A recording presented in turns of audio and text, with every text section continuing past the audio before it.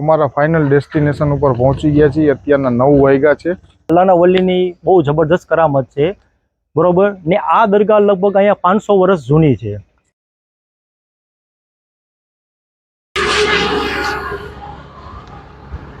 Hi friends, નમસ્તે YouTube family. અમે એક અમારું નવું સોપાન લઈને આવ્યા છીએ। એમે 10 વર્ષથી અમે જેવા અમારા મિત્ર છે ઇમરાનભાઈ, હુસેનભાઈ, સોહિલભાઈ, બરોબર છે, અમે સાથે મળીને અમે મિત્રો એક નવું આ યુટ્યુબ ચેનલ ચાલુ કરી છે કે જેની અંદર છે ને અમે રોડ ઉપરના જે નવા એડવેન્ચર, નવી જગ્યાઓ એની ઉપર જાશું અને તમને એક અમારા યુટ્યુબની ચેનલના માધ્યમથી તમને એક્સપ્લોર કરશું। પણ કઈ જગ્યા છે, શું છે, એ બધું સસ્પેન્સ રહેશે દોસ્તો, બરોબર છે।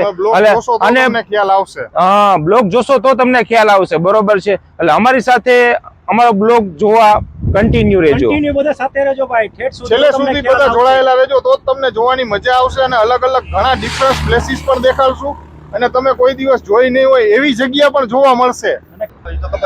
અને દોસ્તો આજના જ બ્લોગની અંદર તમારા માટે એક સરપ્રાઈઝ છે કે જે જગ્યાએ અમે જઈએ છીએ ત્યાં તમે ક્યારે એ જગ્યા જોઈ નહીં હોય, બરોબર। એટલે છેલ્લે સુધી અમારી સાથે તમે ટકા રહેજો। આ અમારો ફર્સ્ટ બ્લોગ છે અને અમને તમારા સપોર્ટની ખાસ જરૂર છે। અને તમને જો અમારો વિડીયો ગમે તો લાઈક, શેર અને સબસ્ક્રાઇબ કરજો અને તમારા દોસ્તોને શેર બી કરજો।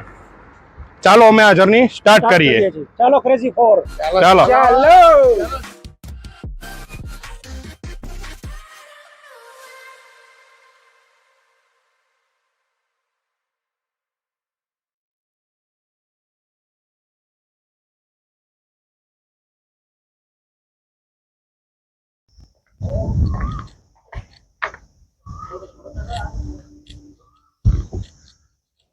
ફાઇનલી દોસ્તો અમારા ફાઇનલ ડેસ્ટિનેશન ઉપર પહોંચી ગયા છીએ। અત્યારના 9 વાગ્યા છે અને અમે આવ્યા છીએ અત્યારે ઓખા હાજી કિરમાણી બાપુ દરગાહે। તો ચાલો હવે અંદર જઈને સલામ દુઆ કરશી અને મળીએ 2 મિનિટમાં।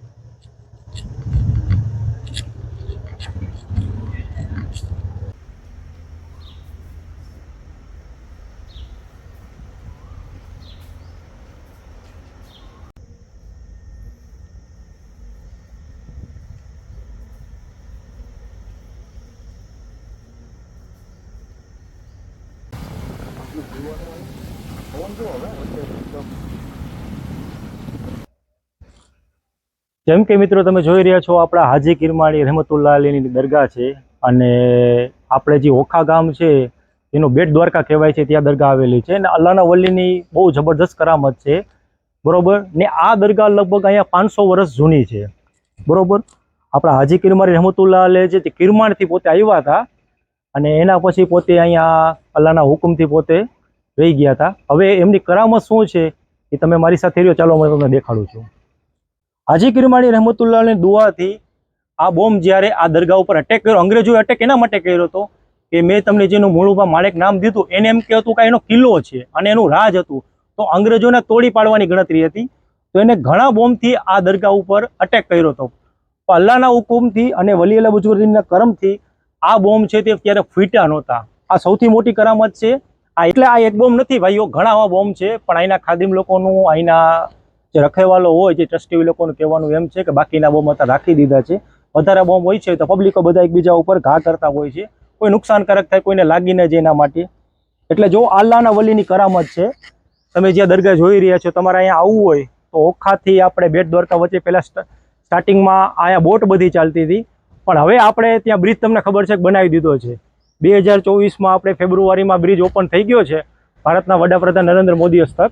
તો આ બ્રિજ દ્વારા પણ તમે અહીંયા દરગાહે પણ આવી શકો છો અને હિન્દુ મુસ્લિમનું બહુ એકતાનું પ્રતીક છે। અહીંયા બધાય આવે છે, હિન્દુ, મુસ્લિમ, શીખ, ઈસાઈ બધા ભાઈઓ આવે છે અને બધા ભાઈઓ અહીંથી અલ્લાહના વલી આગળથી ફેઝ હાસિલ કરે છે। કેટલા વર્ષથી આવો છો અંદાજે? હું જ્યારથી સમજવા જવડો થયો ત્યારથી, નાનો હતો 7-8 વર્ષનો ત્યારે આવેલ, ત્યારે અહીંયા બોરા પડ્યા હતા 6-7। કેટલા ગોળા હતા? 6-7 ગોળા પડ્યા હતા। ટોપના ગોળા છે ભાઈ? હા, એ દારૂના ગોળા છે, અમને ખબર છે। અમે ઉપાડતા ત્યારે છે ને એટલા સુધી ઊંચા થતા, નાનપણમાં જયારે હું આવતો ને એટલા વજન વાળા છે।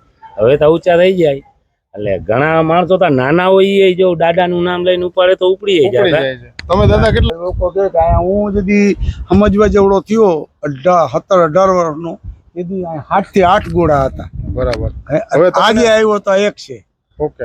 તમને હવે હું બીજું એક કહું ઈ ઘોડા વિશે.